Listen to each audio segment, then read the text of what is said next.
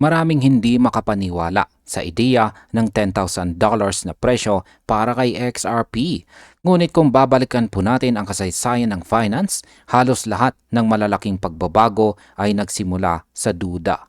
Habang lumalago ang digital economy, mas dumarami ang mga mata na nakatingin po sa natatanging posisyon ng XRP sa mundo ng payments. Ngayon, muling binuhay ni Ginong Armando Pantoa ang usaping ito sa kanyang post sa X at maraming dahilan kung bakit nagiging seryoso ang usapang ito. Kaya yan po ang siyang ating pag-uusapan sa video na ito, pero bago po tayo magpatuloy ay pakibasa na lamang po muna ang disclaimer dito po sa ibaba ng ating screen. Ayan, paano nga ba nagbago ang lahat matapos po ang kaso ng Ripple versus SEC? Yan, ang sabi rito ay the conclusion of the long-running Ripple versus SEC case mark a turning point. Both Ripple and the SEC withdrew their appeals, ending years of uncertainty. This resolution restored market confidence and unlocked institutional interest that had been on hold. Ayan, natapos na ang matagal na kaso ng Ripple laban sa SEC at ito ang naging malaking turning point para kay XRP. Parehong umatras ang Ripple at ang SEC sa kanilang appeals na nagbigay po ng malinaw na pagtatapos sa taong-taong kalituhan. Dahil dito, muling nabuhay po ang kumpiyansa ng market at bumalik ang interes ng malalaking investors na dati ay nag-aalangan.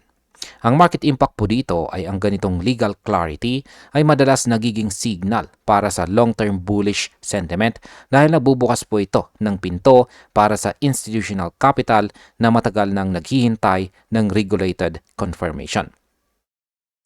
Ngayon ay bakit po ba mahalaga ang legal clarity para kay XRP? Sabi po rito ay legal clarity now allows Ripple and XRP to operate under well-defined regulatory boundaries. That stability is vital for mainstream adoption. Ayan, sa pagkakaroon po ng legal clarity, maaari nang gumalaw si Ripple at si XRP sa malinaw na regulasyon. Ang ganitong klase ng katiyakan ay mahalaga upang makuha ang tiwala ng mga bangko, kumpanya at investors na gustong gumamit ng technology ni XRP. Kapag alam ng mga institution na legal at ligtas gamitin ang isang digital asset, mas mabilis itong na-adapt sa mainstream. Sa market impact, posible pong magdulot ito ng tuloy-tuloy na pagtaas ng demand kay XRP habang dumarami ang institutions na pumapasok sa ecosystem nito. Ano naman ang ibig sabihin ng supply shock ng XRP? Sabi rito ay, while headlines focus on price, on-chain data reveals something more significant. Exchange reserves of XRP, particularly on Binance, have dropped to around 2.74 billion tokens.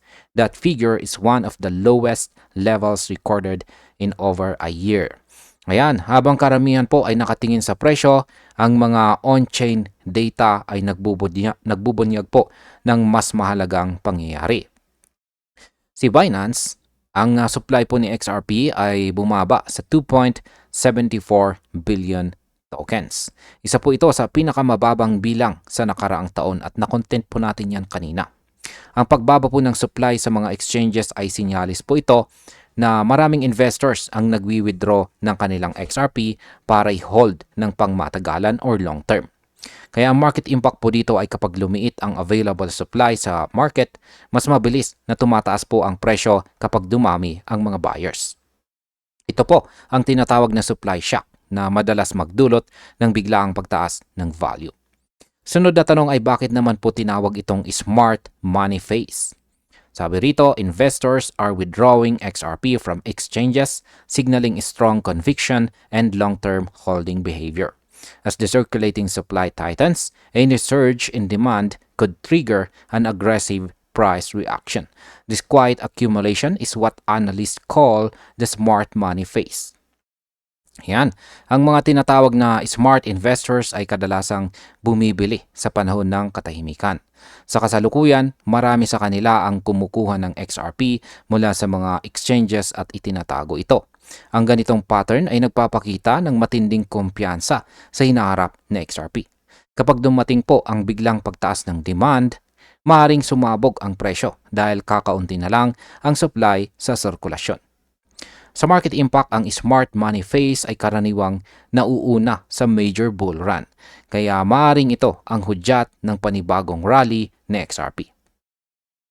Paano naman po pinapalakas ng technology ang halaga ni XRP? Sabi rito ay behind the scenes, XRP Ledger or XRPL developers are pushing major network enhancements. Ripple has introduced Zero Knowledge Proof or ZKPs into the XRPL core. This breakthrough supports private transactions and confidential settlement channels. Ayan, habang tahimik daw po sa presyo, abala ang mga developer ng XRP Ledger sa pagpapalakas ng technology. Ipinakilala po ng Ripple ang tinatawag na Zero Knowledge Proof or ZKPs sa XRP Ledger na nagbibigay daan para sa mas pribado at ligtas na transaction. Na-content po natin ito kanina. Sa ganito pong upgrade, nagiging mas kaakit-akit sa XRP para sa mga bangko at kumpanya na nangangailangan ng mabilis ngunit secure na cross-border settlements.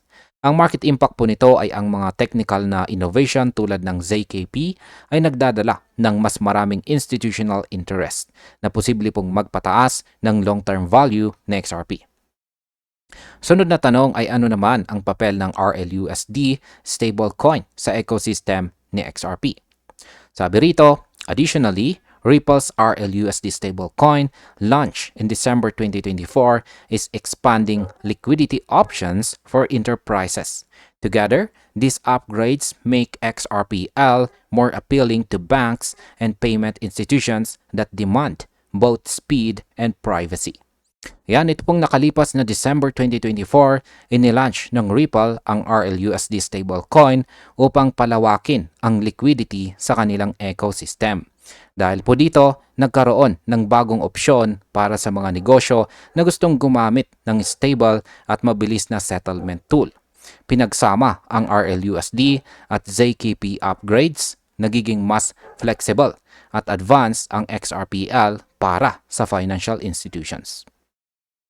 Pagdating po sa market impact, ang ganitong kombinasyon ay pwede pong magresulta sa mas malaking demand kay XRP dahil mas lalawak po ang gamit nito sa real-world transactions. Ngayon ay papunta na ba talaga sa mass adoption sa XRP? Sabi rito, Ripple's technology is already being tested and used by payment firms worldwide. Its focus on compliant cross-border settlement positions XRP as a potential global liquidity bridge. Yan, ginagamit na ngayon ng mga international payment firms ang technology ng Ripple. Dahil po sa pagsunod nito sa mga regulasyon, nagiging ideal po sa XRP bilang tulay ng global liquidity.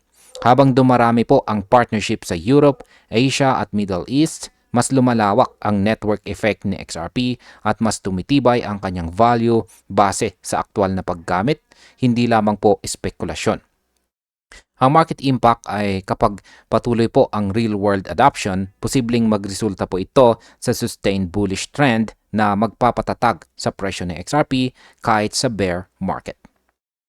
Bilang panghuling katanungan, ay totoo bang kaya ni XRP na umabot sa $10,000? Sabi rito, at 100 billion total tokens, XRP's fixed supply structure supports scarcity-based appreciation. However, a $10,000 price would place its market cap in the tens of trillions. That scenario would require widespread institutional adoption and global settlement dominance. Ayan, paliwanag natin yan. Mathematically, possible nga ang $10,000 na presyo ni XRP dahil po sa fixed supply nito na 100 billion tokens. Pero para mangyari po ito, kailangang sakupin na XRP ang malaking bahagi ng global payments market. Ibig pong sabihin, kailangang maging sentro po siya ng institutional settlement sa buong mundo. Kaya bagamat posible ito sa long term, hindi pa ito inaasahang mangyari agad. Sa market impact, ang ganito pong projection ay nagbibigay inspirasyon sa long-term investors, ngunit dapat tandaan na nangangailangan ito ng malawak na global integration bago maging realidad or katotohanan. At bilang panghuli, ang aking masasabi naman tungkol dito or ang aking opinion tungkol dito ay base po rito kay Ginoong Armando Pantoja, ang $10,000 na presyo ng XRP ay hindi lang pangarap kundi isang unti-unting nagiging posibilidad. Totoo na malayo pa ito sa kasalukuyan, pero kung isasama po natin ang legal clarity, technological advancement, supply shock at saka institutional growth, malinaw na may matibay po na pundasyon or foundation sa XRP para sa susunod na bull cycle. Bilang mga traders at investors ay dapat po tayong maging maingat, ngunit bukas po sa oportunidad. Dahil kung totoo po ang prediction ni Ginoong Pantoja, si XRP ay posibleng maging isa sa pinakamalalaking tagumpay sa kasaysayan ng cryptocurrency. At hanggang dito na lamang po tayo sa video na ito mga ka-crypto. Maraming salamat sa panonood.